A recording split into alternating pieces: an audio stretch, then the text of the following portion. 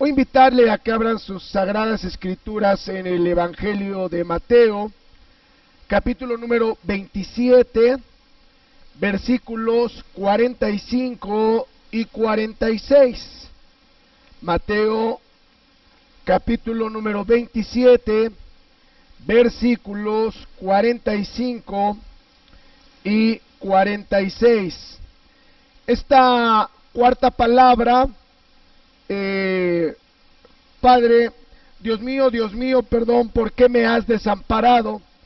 Es la cuarta palabra, y usted también la puede ver registrada en el Evangelio de Marcos.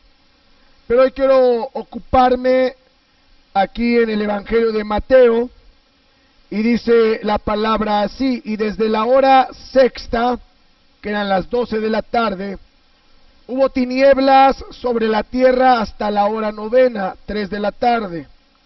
Cerca de la hora novena, cerca de las 3 de la tarde, fue cuando Jesús clamó a gran voz diciendo: Elí, Elí, lama sabactani.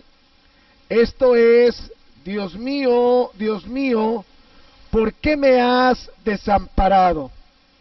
Vamos a observar algunas cosas como estas. Según algunos historiadores, se dice que en la época de Cristo, los romanos habían crucificado como a 30,000 hombres tan solo en Palestina. No es un número pequeño, 30,000 hombres habían sido crucificados. Se cree que haya sido, o que algunos eran inocentes, aunque la mayoría de los que habían crucificado era por rebelión a la autoridad, y se rebelaban a la autoridad queriendo buscar una libertad del abuso que los romanos hacían contra aquella gente, y en su manera de manifestarse para poder rebelarse contra el imperio romano, muchos de ellos fueron crucificados. Quiero tomar esa parte ahora del Génesis, cuando Abraham fue, el Señor se le apareció y le dijo que le sacrificara a Isaac. Abraham obedeció. Abraham llega a la cumbre del monte, y cuando estaba a punto de sacrificar a su hijo Isaac, el ángel del Señor, el mismo Señor, le interrumpió para decirle: no lo hagas, ahora sé que verdaderamente tienes una obediencia grande. Y cuando Abraham voltea, ve a un carnero trabado en un zarzal, y era el tiempo, no era el tiempo de sacrificar a Isaac, era solamente una figura de lo que el Señor le estaba queriendo dar a entender a la humanidad. De una manera hermosa, la gente que ha investigado, se cree que ese mismo monte donde Isaac iba a ser crucificado es el mismo monte donde, después de varios miles de años, el Señor sería crucificado, como lo hemos estado viendo durante estos días. Esto ha demostrado que vendría alguien, ¿verdad?, que moriría en sustitución de la humanidad. Es una figura lo que sucedió en la época de Abraham, lo traemos a la época de Jesús, y entonces Él murió por cada uno de nosotros. Así que podríamos decir que los 30,000 que habían sido crucificados por los romanos, de esos 30,000 solamente uno pudo morir por los pecados de la humanidad, y ese fue el Señor Jesucristo. Observe usted conmigo el versículo 45, y nos declara que desde las 12 de la tarde hubo tinieblas sobre la tierra hasta las 3 de la tarde. Tenemos que observar algunas cosas interesantes. Mire, por ejemplo, la Escritura nos declara que cuando Jesucristo nació, lo acabamos de leer apenas en Lucas, dice, y aquí que se les presentó un ángel del Señor a los pastores, y dice esta parte, y la gloria del Señor los rodeó de resplandor, y tuvieron gran temor. Entonces, se cree que ha sido en la noche, y cuando vinieron huestes celestiales, los rodeó de tal resplandor que iluminó todo aquel lugar. También alcanzamos a observar, ¿verdad?, que en alguna ocasión Juan escribió y dijo, en él estaba la vida, y la vida era la luz de los hombres, refiriéndose a Jesucristo. Más adelante, en el capítulo 1, versículo 9 de Juan, dice, aquella luz verdadera que alumbra a todo hombre venía a este mundo. Podemos encontrar en Apocalipsis 22:5 lo siguiente, no habrá allí más noche, y no tiene necesidad de luz de lámpara, ni de luz de sol, porque Dios el Señor los iluminará, y reinará por los siglos de los siglos. Todo lo que yo encuentro en la palabra y los versículos que he citado, sobre todo este de Apocalipsis, me prenden un foco y decir, ¿qué pasó entonces? Si Jesús es la luz del mundo, como más adelante él mismo lo declara, y el mismo Juan lo toma para decir, yo soy la luz del mundo, y si Apocalipsis, el mismo Juan escribe y dice que en aquel tiempo o en aquel momento cuando estemos en la presencia del Señor, la nueva Jerusalén, no va a haber necesidad de esta luz porque Él lo ilumina todo. ¿Qué está pasando? Si Él es la luz, si se declara la luz, porque hay tinieblas. Y es algo interesante, porque esto es algo sobrenatural. Quiere decir entonces que desde las 9 de la mañana habían llevado a Jesucristo para crucificarle, desde las 9 de la mañana. Para este entonces ya habían pasado 3 horas, eran las 12 del día, las 12 de la tarde. Ya en esas primeras 3 horas el Señor había declarado las 3 palabras, Padre, perdónalos porque no saben lo que hacen. De cierto te digo que hoy estarás conmigo en el paraíso, mujer, he ahí tu hijo, hijo, he ahí tu madre.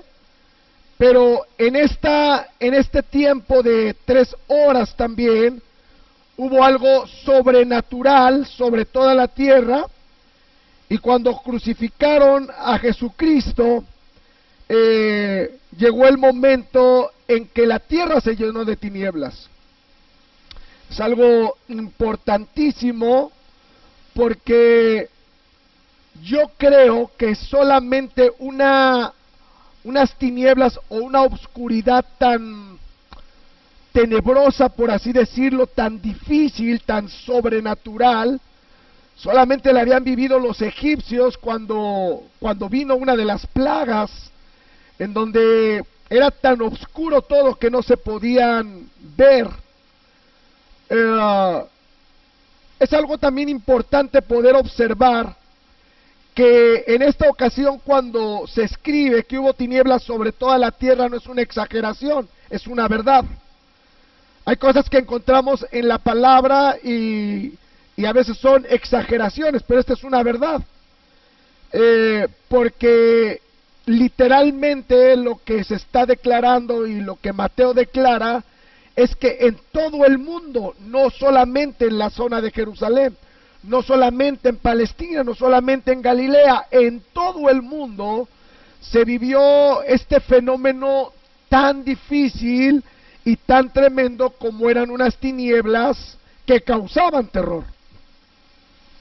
Esto es importante, ¿verdad?, entenderlo, porque en los evangelios no se explica el porqué de esta clase de oscuridad, pero en el Talmud babilónico muchos rabinos habían enseñado por mucho tiempo que el oscurecimiento del sol en ese día en ese momento era por un juicio de Dios sobre el mundo. No era un eclipse porque lo hubieran registrado.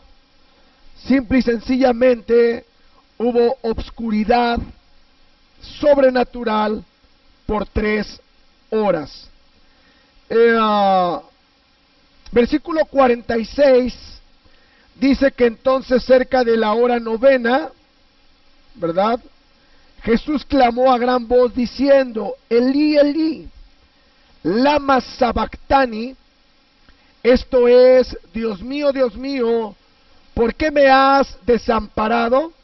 Versículo 47, usted puede observar que dice: algunos de los que estaban ahí decían al oírlo: a Elías llama este. Uno de los primeros milagros que acabo de decir, la oscuridad, las tinieblas durante 3 horas en todo el mundo.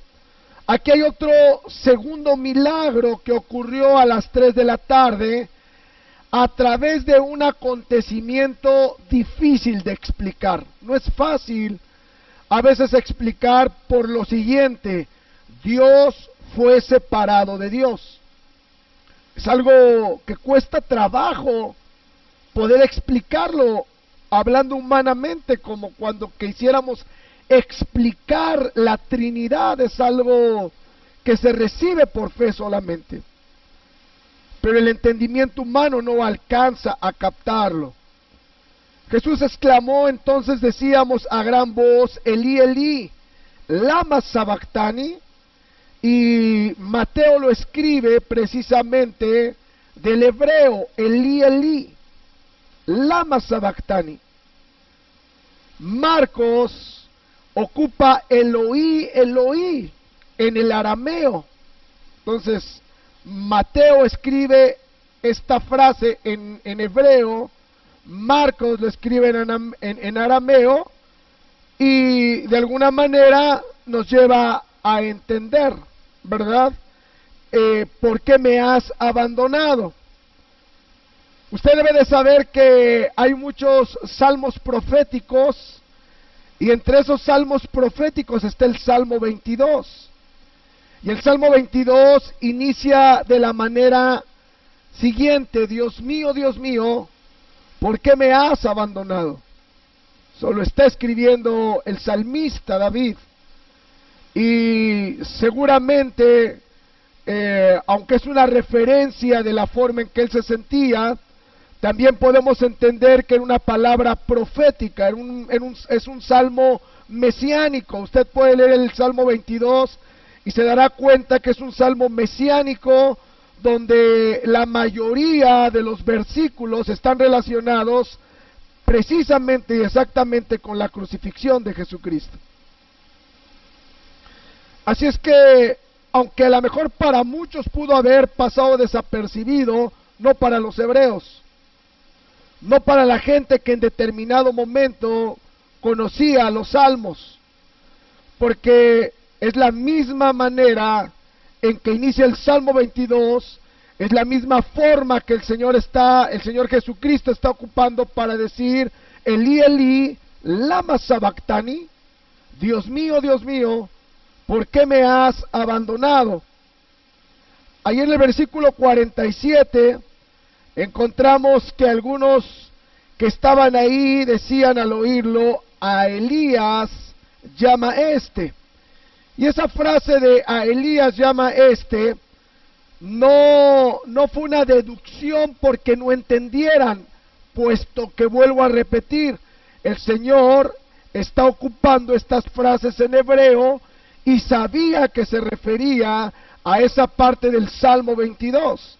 Simple y sencillamente, queriéndose hacer chistositos, ¿verdad?, quisieron decir: a Elías está llamando, como una burla perversa y orgullosa. Solamente es un dato que podemos observar. En este milagro único y extraño, Jesús estaba clamando, angustiado, debido a la separación que ahora experimentaba de su Padre Celestial por primera y única vez en la eternidad. Esto es algo que yo quisiera recalcar, porque nos podemos dar cuenta que siempre el Padre y el Hijo estaban en una comunicación perfecta. El Padre y yo uno somos, digo Jesucristo. Así es que este evento fue una de las cosas más tremendas, porque el Padre se tuvo que separar del Hijo, porque en ese momento, a las 3 de la tarde, Jesús estaba cargando con el pecado de toda la humanidad.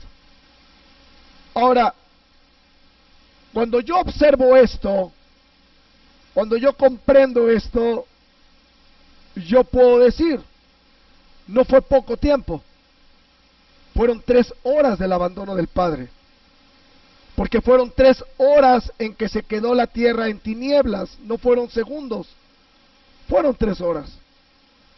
A veces, déjeme ejemplificarlo, porque escucho algo que a lo mejor no sé, pero a veces para descargar ciertos archivos en internet uno se lleva horas para que se puedan descargar, ¿verdad? En una computadora, en un celular, y a veces se llevan horas descargar X megabytes o X gigabytes, y así me imagino en esta hora, para poder ejemplificarlo, que no fue fácil el trance de Jesús al estar recibiendo durante todo ese tiempo y cargando el pecado de la humanidad. No fue en un segundo, no fue en minutos, fueron por lo menos 3 horas donde tuvo que sufrir el abandono del Padre.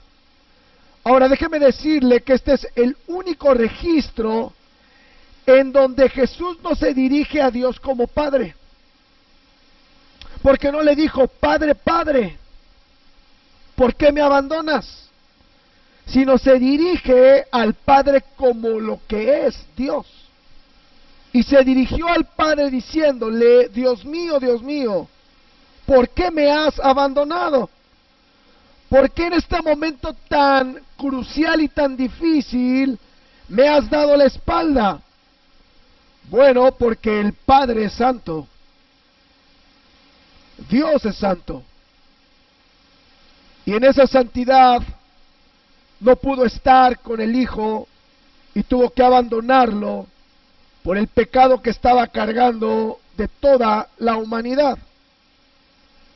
Déjeme leerle esta frase diciéndole, o esta parte, es un hecho difícil de explicar, como ya lo dije hace un momento, pero en alguna manera, en los secretos soberanos y omnipotentes divinos, el Dios hombre, refiriéndose a Jesús, fue separado de Dios por un breve tiempo en el Calvario, mientras la ira furiosa del Padre fue derramada sobre el Hijo sin pecado, quien en gracia sin igual se convirtió en pecado por quienes creen en Él.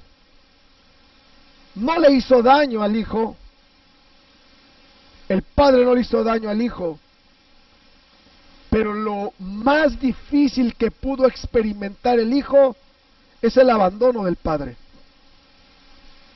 Son esas cosas que a veces uno no alcanza a comprender. Le voy a leer un versículo de la Escritura que dice, pero tú eres puro y no soportas ver la maldad. Ese es el Dios. Ese es el Dios santo. Dice Habacuc, eres tan puro que no soportas ver la maldad. ¿Serás indiferente ante la traición de ellos? ¿Guardarás silencio mientras los otros perversos tragan a gente más justa que ellos?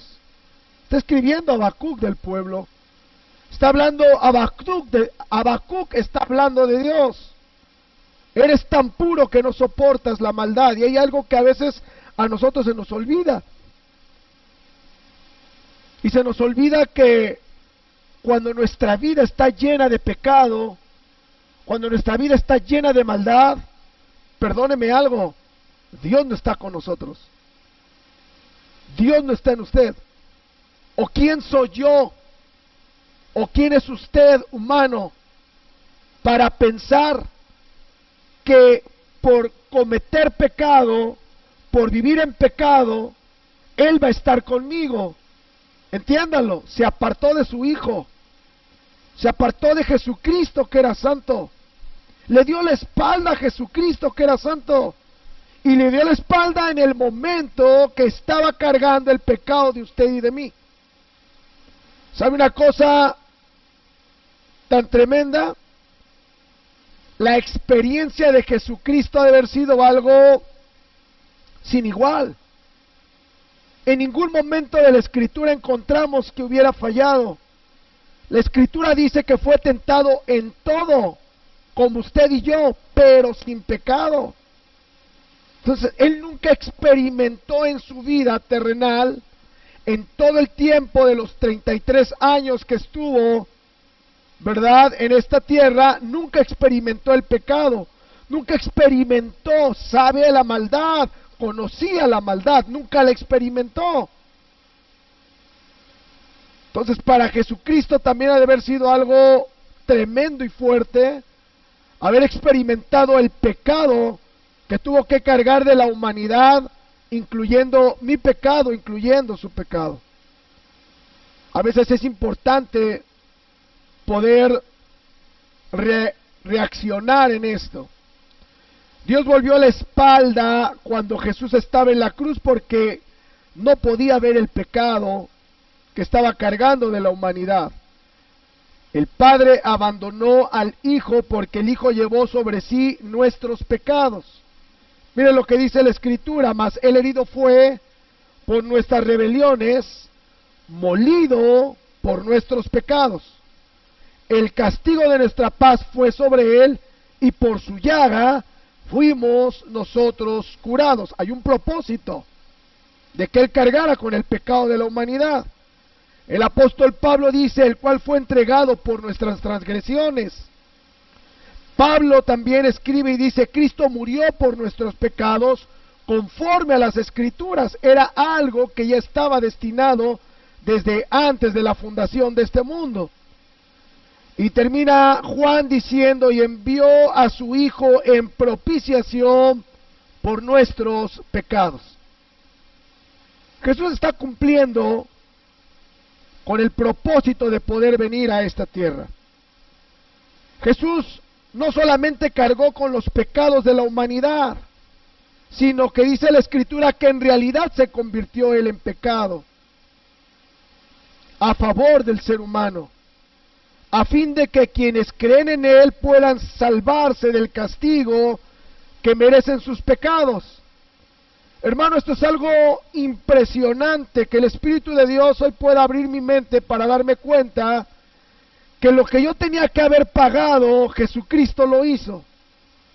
Que yo no tendría por qué estar aquí, pero si estoy aquí es por la misericordia de Dios al mandar a Jesucristo y al morir en la cruz y hacerse pecado por usted y por mí. Ojalá y podamos valorar esto que el Padre hizo y que Jesucristo mismo lo vino a realizar en este mundo. Jesús mismo tenía muy claro el propósito por el cual había venido a esta tierra. No sé si puedan ahí observar conmigo Mateo 20:28. Mateo capítulo 20, versículo 28 dice: como el Hijo del Hombre no vino para ser servido, sino para servir.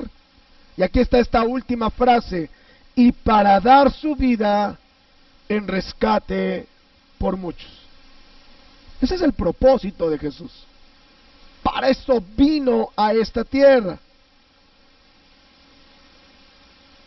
Cuando Cristo fue desamparado por el Padre, la separación que tuvieron no fue en atributo. Lo voy a volver a repetir. Esto es importante que usted me preste la atención debida, y lo quiero leer con toda calma para darme a entender. Cuando Cristo fue desamparado por el Padre, la separación que tuvieron no fue en atributo. Cristo en ningún sentido dejó de existir como Dios o como miembro de la Trinidad. No dejó de ser hijo, más de lo que un hijo peca gravemente contra su padre humano, pero no por eso deja de ser hijo. Pero por un tiempo, Jesús sí abandonó la intimidad de comunión con su Padre Celestial. En atributo no lo pierde, Él sigue siendo Dios. Pero ¿sabe cuál es lo más increíble de todo esto? Que sí por un momento perdió la intimidad con el Padre. ¡Wow! O sea, ¿cuánto les puede doler esto? Juan 17:5, antes de leer este versículo, escúcheme lo siguiente. Por la encarnación misma que tuvo Jesucristo, el Dios que vino a hacerse carne, por la encarnación misma de Jesucristo, ya había provocado una separación particular con el Padre. A ver si me explico. O sea, en el momento en que Dios viene y se convierte en hombre, hay una separación. Ya no está en la presencia de Dios. Debido a que Jesús se había separado de su gloria divina y de su comunicación cara a cara con el Padre, negándose esos privilegios divinos para su propio bien. Por eso Juan, que es lo que vamos a leer, registra lo siguiente cuando Jesús ora al Padre: ahora pues, Padre, glorifícame tú al lado tuyo con aquella gloria que tuve contigo antes que el mundo fuese. Se había separado del Padre, pero estando aquí tenía comunión con el Padre. Si para Jesús ya era difícil vivir en este mundo separado del Padre, sabía cuando levantó esa oración que registra Juan, sabía que pronto regresaría al Padre. Ahora pues, Padre, glorifícame tú al lado tuyo con aquella gloria que tuve contigo antes que el mundo fuese. Estoy terminando casi para decirle, como ya lo hemos visto, el secreto de esa separación es demasiado profunda, incluso para un creyente maduro poder entenderla. Dios separado de Dios, no es fácil, pero Dios ha revelado la verdad simple de ese misterio, para aceptarla y entenderla hasta el límite de nuestra capacidad, bajo la iluminación del Espíritu Santo. Para Jesús, este fue el momento más difícil, porque nunca había experimentado el desamparo o el abandono del Padre.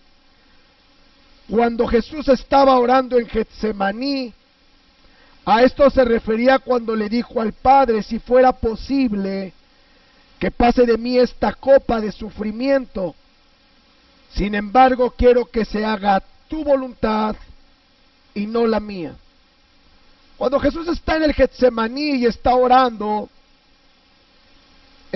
tiempo con Dios nos llevó en estos días a esta parte donde Jesús se retira para orar, y no porque tenga miedo de ir a la cruz. Él sabía que iba a ir a la cruz. Él dijo: nadie me quita la vida, yo la voy a dar. Yo quiero que usted pueda entender ese pasaje cuando Jesús está en el Getsemaní y él está sufriendo algo muy tremendo, algo que difícilmente a lo mejor un ser humano lo puede resistir, porque los evangelios o uno de los evangelios nos dice que sudaba gotas de sangre. Es decir, era tanta la presión que Jesús tenía de lo que iba a llevar, de lo que tenía que pasar, era tanta la presión que empezó a sudar gotas de sangre. Y para que llegara a esa situación era porque tenía una presión muy alta. Alguien dijo que esa referencia que acabo de dar, sin embargo quiero que se haga tu voluntad y no la mía, o si fuera posible que pase de mí esta copa de sufrimiento. Alguien dijo, Señor, no es el tiempo y como humano no quiero morir aquí de un infarto. Porque su cuerpo humano estaba descontrolado, estaba mal. Y eso alguien lo mencionó y me parece también una interpretación correcta. Pero hay algo que yo quiero profundizar y decirle lo siguiente. Si hay algo que le está teniendo, o si algo Jesús está teniendo temor, es al abandono del Padre. Nunca el Padre lo había dejado. Muchas veces el Padre dijo, este es mi Hijo amado, en quien tengo contemplación, en quien tengo contentamiento, a él oíd. Muchas veces el Padre estaba con él. Jesús no hacía nada por su propia voluntad. Yo hago lo que el Padre me dice que yo haga. Esa era la comunión, la intimidad.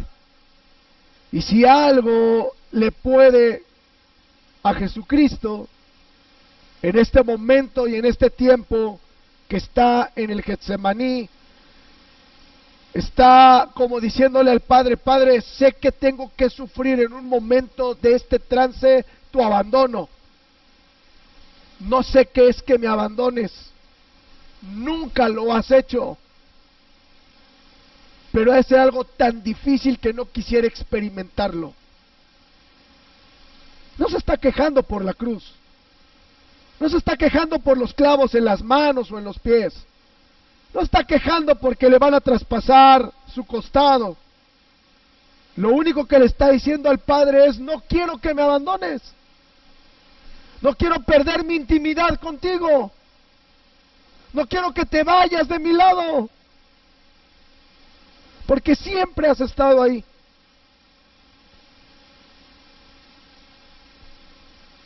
Quiero terminar diciéndole que la enseñanza que yo puedo encontrar,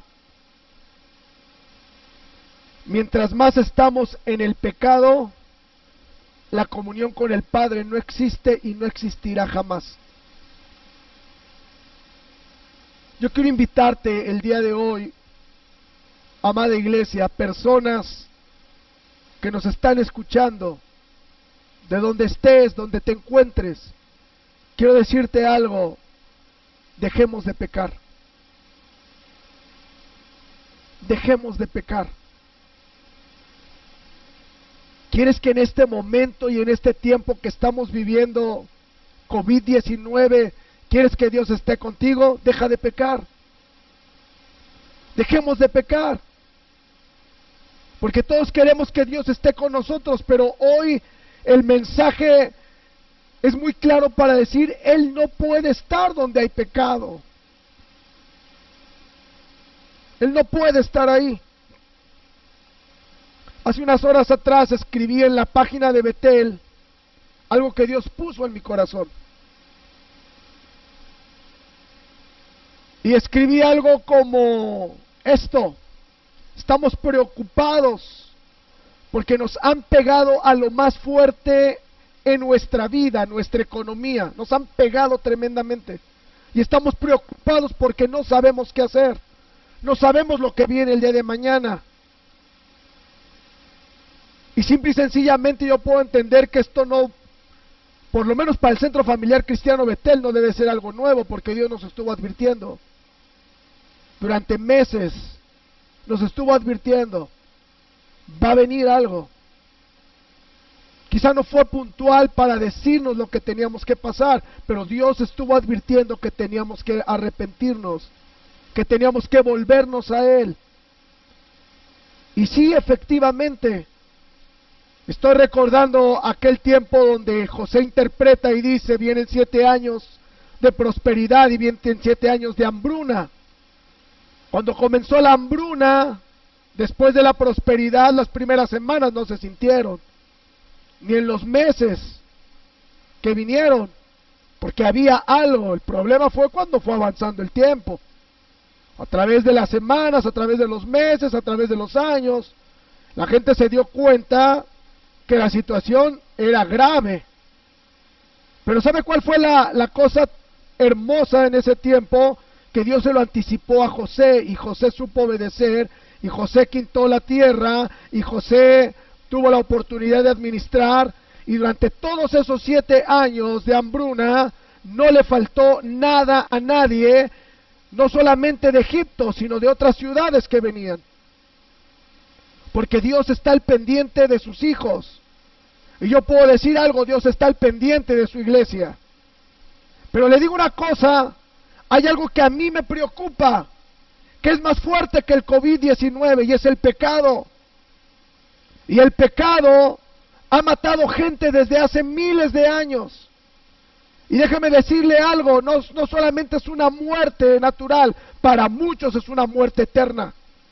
Una muerte donde nunca más podrán vivir y podrán estar en la presencia de Dios, donde nunca podrán entrar al reino de los cielos. Y parece que nos preocupa más el COVID-19, si vamos a fenecer o no vamos a fenecer, si nos vamos a contagiar o no nos vamos a contagiar, si de alguna manera vamos a subsistir o no vamos a subsistir, qué va a pasar con nuestro país, si la economía se va a activar o no se va a activar. Estamos más preocupados por eso que nuestra comunión con Dios.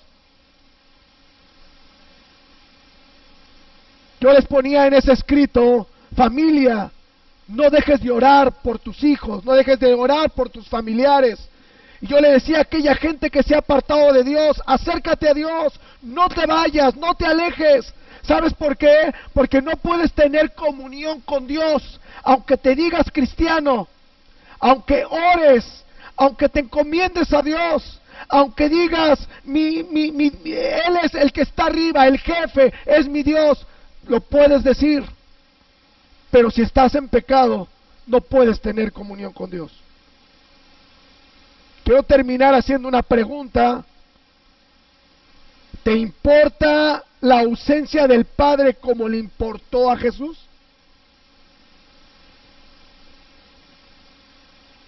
¿Cuánta comunión llegamos a tener con el Padre que podríamos identificar cuando sea parte de nuestra vida?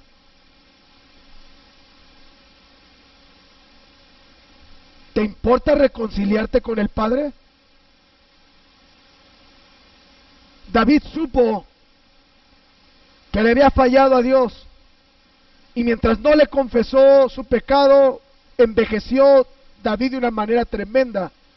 Porque solamente el escucharlo decir, envejeció en mis huesos, no solamente es que le dio osteoporosis, envejeció. Como cuando alguien pasa por una situación difícil, y a veces uno llega a decir, oye, en tan poco tiempo te acabaste. Eso le pasó a David por no haber confesado su pecado. Pero Dios amaba tanto a David que le mandó a Natán, lo confrontó, David se arrepintió, y entre las cosas que escribe en el Salmo 51 es, no quites de mí tu Santo Espíritu. Y no quites de mí tu Santo Espíritu es porque yo vi que a Saúl no le importó. Saúl fue lleno del Espíritu Santo, profetizó, la gente se maravilló y dijo de Saúl, Saúl entre los profetas, declaró las cosas que Dios tenía, habló de las cosas maravillosas de Dios, pero nunca más buscó a Dios, y enloqueció, y terminó loco, y quiso matar varias veces a David. Y David, tomando ejemplo de Saúl, dijo, Señor, no quites de mí tu Santo Espíritu, no quiero enloquecer, porque he perdido la comunión. Por este pecado que no he confesado, se han envejecido mis huesos.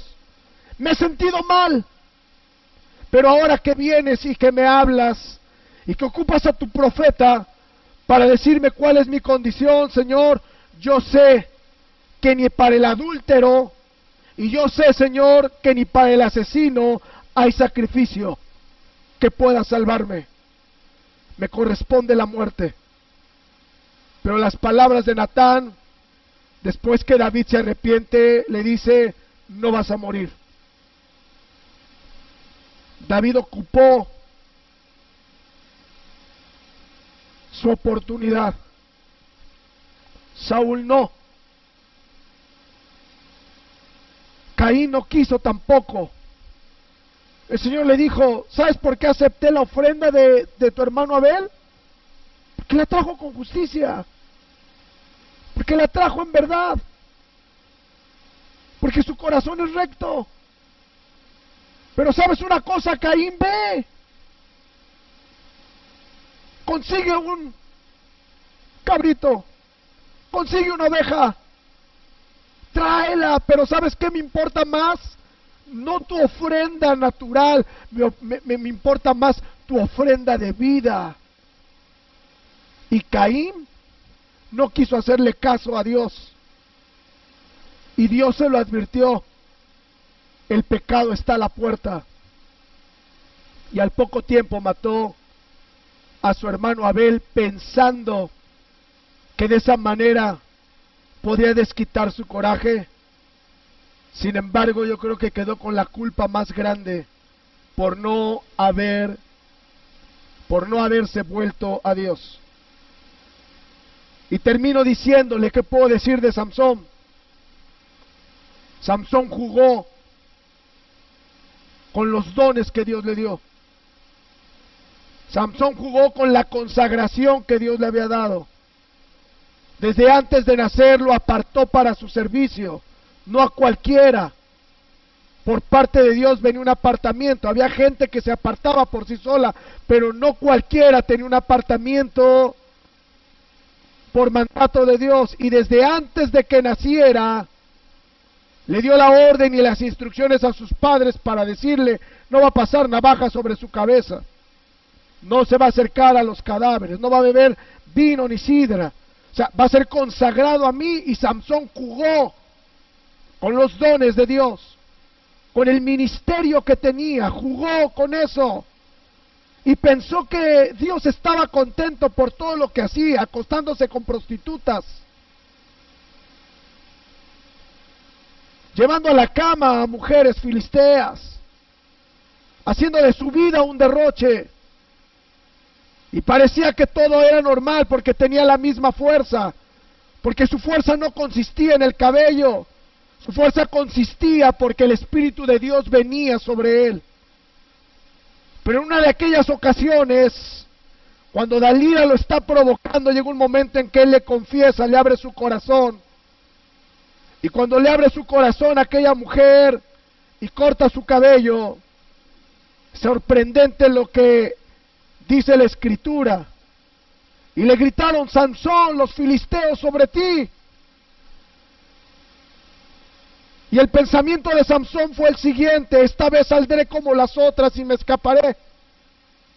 Pero hay un paréntesis en esa declaración. Hay algo que nos regala el escritor del libro de Jueces y dice, lo que él no sabía es que el Señor ya se había apartado de él. Ni cuenta se dio. Ni supo en qué momento ya no estaba Dios.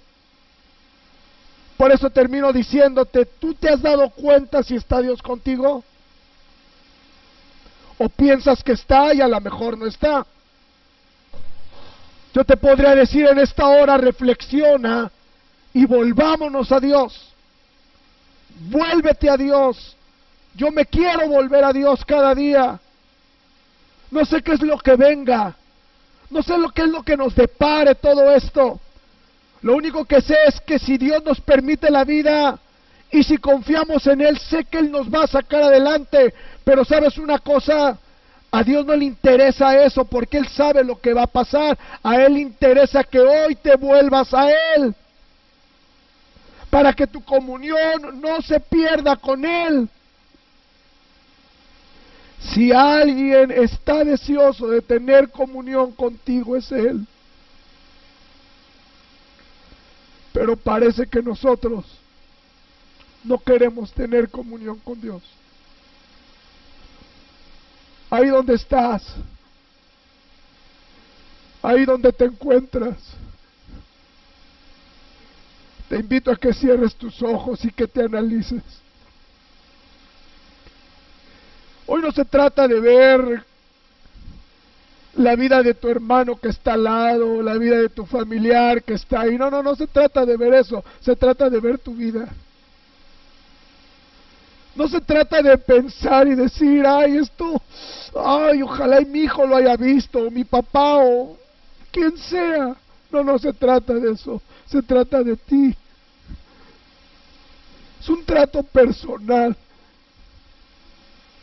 Es un trato donde tenemos que aprender el día de hoy a decirle a Dios, no quiero perder mi comunión contigo.